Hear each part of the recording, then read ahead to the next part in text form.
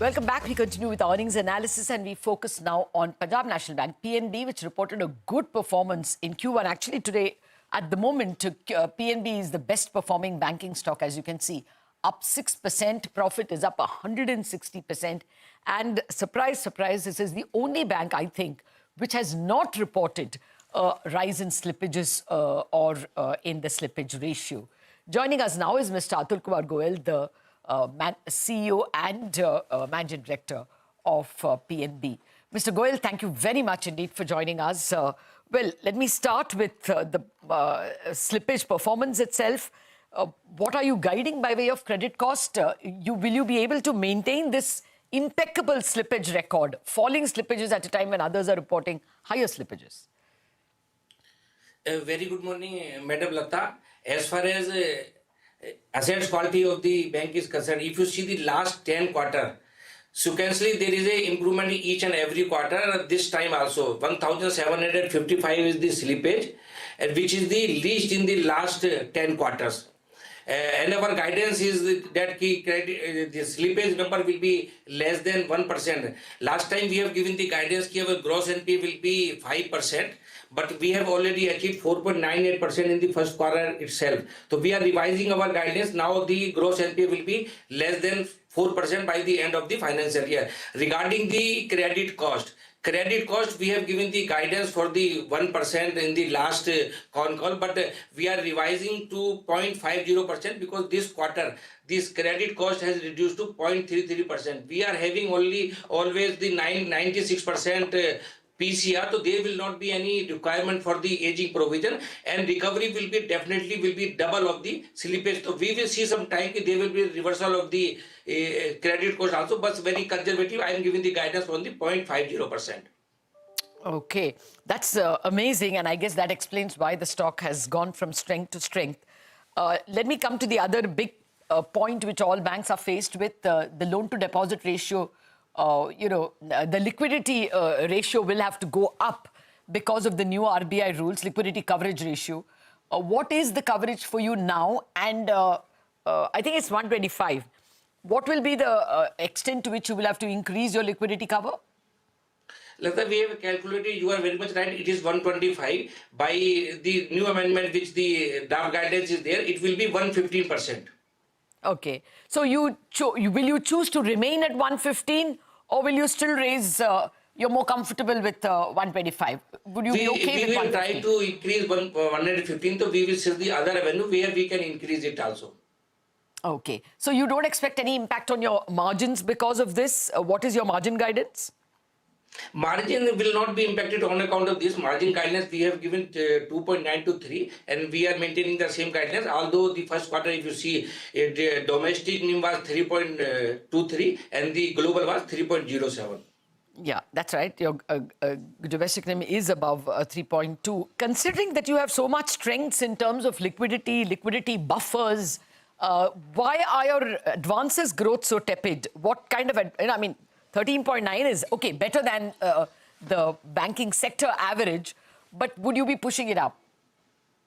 Definitely, we are pushing the credit growth also, and we have given the guidance for the 11 to 12%. First quarter it was 12 to 12.20%. So focus area for the RAM also, there is a good demand from now the rural and the tier 1 and tier 2 and the semi-urban cities also. So we are trying to push also because we are one of the largest bank of the country, and we are providing the corporate finance also. As of date, Latha, also around 1 trillion. The sanction limit is already available on the different stages under disbursement. Sometime in the NBG has cleared. So we are pushing it also, but definitely there should be demand also. Oh, of course, there is that. Well, just before you came, 3 companies have announced huge capex orders. L&T announced some 5,000 crore of orders. NBCC has announced orders, and of course BHEL over the weekend announced a 10,000 crore order, so maybe orders will come. Let me come to the project finance new provisioning that Reserve Bank is pushing. Draft rules are out, and probably the final rules will come in a few months. What can be the impact? You have been enjoying falling provisions. Will your provisions have to go up?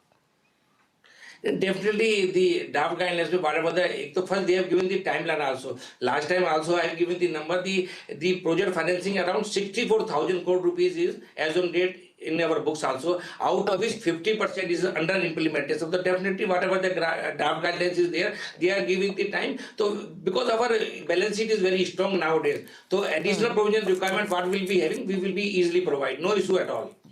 Okay. No, you will provide, but provisions are your trump card. Look at your, your operating profit year on year is up 10%, but your net profit is up 160%. The same thing was there last quarter also. Your operating profit was up, I think, to about 12%, but your profit went up, net profit went up 250% in the first quarter. That's largely because your year ago provisions were so high. That runs off, I think, in 2 quarters. You will have this advantage of high base provisions for what, 1 or 2 quarters more? You are very much right, because as I told earlier also, 96% provision coverage is already there, and every quarter this credit cost will further reduce also. Even in the subsequent quarter, the net profit definitely we will increase, because the last time we have given the guidance for the ROA around 0.8%, and we have given the guidance 1% will be the exit of the current financial year. Now I am of the view that not exit, we will be in a position to achieve this 1% before the exit also. Okay, so what is the expectation that because of project finance, will there be an impact on the net profit growth or on your ROE in the coming, by the time the year is out? Definitely, not only to my bank, the net profit will be impacted of all the banking industry also. The little bit cost of the funding will also be increased. So last time also, if you see the on account of the increase the RW and the NBFC also, there was an impact of the capital adequacy, but some of the whatever the impact we have passed to the customer also. So in this case also, we will try to pass some of the cost to the customer also. Okay. Well, the market is in a very good mood. Your stock itself is up 6% at this point in time because of your performance. Will there be any effort to do an OFS by the government, or will you be raising equity?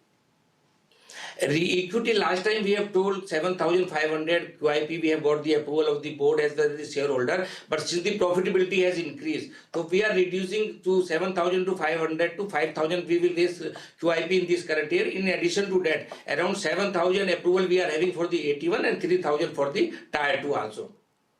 Okay. And so no plans to raise capital now? And not immediately, but 5,000 crore rupees is the plan for the raising QIP in this current financial year. Okay. Have you heard anything at all about this expected credit loss rules? Now that all the bank balance sheets are in excellent shape, do you think it's coming, FY25 itself? Last time also, madam, I told we should wait for the final guidelines, because regulator will give the 5 years time also. And what is the ECL? ECL is the how the new underwriting is there. I will give one data for the comfort to all of you. Last 4 years, this is the data of the 48 month. We have sanctioned more than 8 trillion.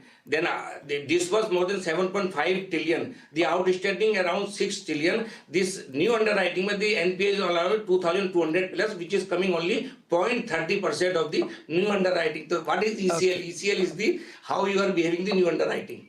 Okay. All right.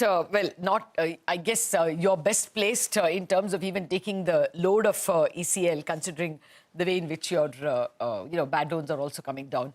Mr. Goel, it was a pleasure speaking with you. Thank you very much indeed for joining us, and all the very best for the remaining part of the year. Thank you.